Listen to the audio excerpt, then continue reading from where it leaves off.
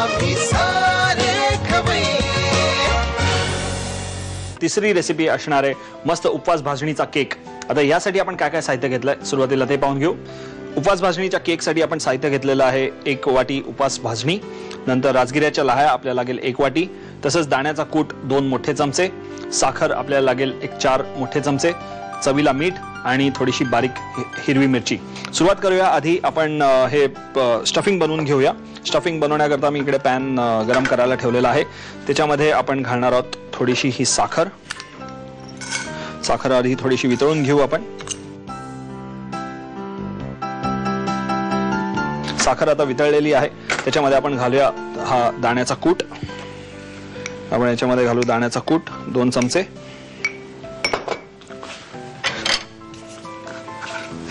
आणि या ज्या लाह्या आहेत आता त्या सुद्धा आपण ह्याच्यामध्ये मिक्स करणार आहोत. First class. आता याच्यामध्ये तुम्ही दूध सुद्धा मिक्स करू शकता किंवा असंच ठेवू शकता. चिक्की सारखं ह्याचं स्टफिंग होतं. सो तुमच्या आवडीनुसार तुम्ही हे बनवू शकता. आपण याच्यामध्ये थोडंसं पाणी घालूया त्याचं टेम्परेचर डाऊन करण्याकरता. जसं आधी सांगितलं की मी ह्याच्यामध्ये पाणी घालतोय, पण तुम्हाला दूध घालायचं असेल तर दूधही घालू शकता, काहीच प्रॉब्लेम नाही आहे. वंडरफुल. आज मी बंद केली. हे आपलं स्टफिंग तयार आहे. आपल्याला ते वापरताना थोडंसं त्यामध्ये पाणी घालून पुन्हा थोडंसं सॉफ्ट करावं लागेल, पण तोपर्यंत आधी आपण आता ह्याची उपवास भाजणीचं पीठ मळून घेऊ.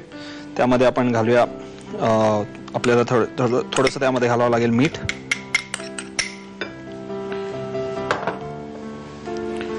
चवीकरता खूप इंटरेस्टिंग डिश. आणि थोडीशी बारीक चिरलेली हिरवी मिरची, कारण सेवरी त्याचं स्टफिंग जे आहे हे आतलं गोड असणार आहे आणि हे थोडंसं त्याला एक छान अशी चव असणार आहे, म्हणून मी याच्यामध्ये मिरची घातलेली आहे. साधं पाणी.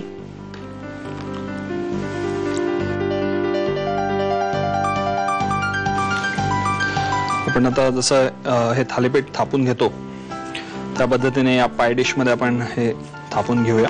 आपण हे जरा थोडंसं फ्लॅट करून घेऊया, कारण आपल्याला या पाय डिश वरती ते स्प्रेड करायचं आहे. थोडंसं पिठाचं आहे हे.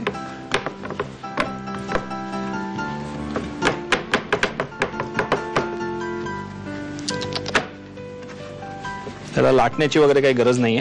हातानेच आपण त्याला गोल असा शेप देतोय. आपण हे पातळ असं जरा थापून घेतलेलं आहे. थोडंसं साजूक तूप आपण या पाय डिशला लावून घेऊया, कारण याच्यावरतीच आपल्याला ते शिजवून घ्यायचं आहे. नंतर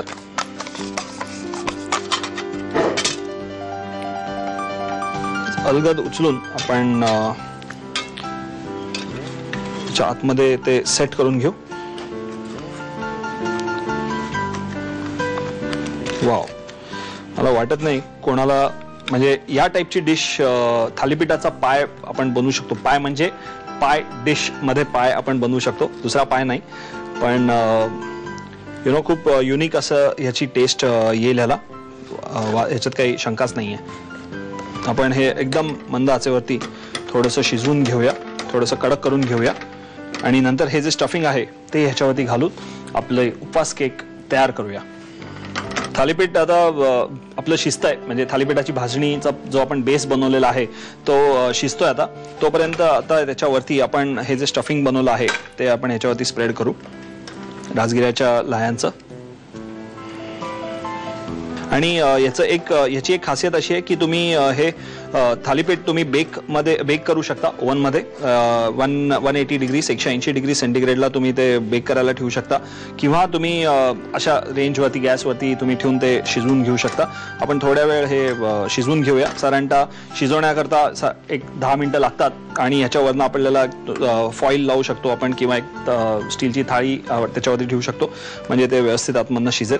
आणि अतिशय युनिक कॉम्बिनेशन, गोड आणि थोडंसं तिखट कॉम्बिनेशन हे आपण बनवलेलं आहे. जसं एक डेट पाय बनवतात किंवा चॉकलेट पाय बनवतात, तसंच आपण हे मस्त राजगिऱ्या लाह्यांचं एक युनिक कॉम्बिनेशन थालीपीठ भाजणी केक आपण बनवलेलं आहे.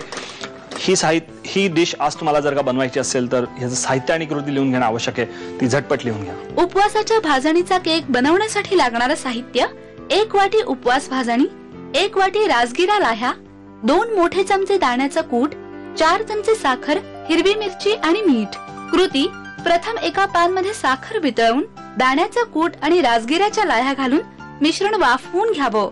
एका बाउल मध्ये उपवास भाजणी, मीठ, हिरवी मिरची आणि पाणी हे मिश्रण एकजीव करून पीठ मळून घ्यावं.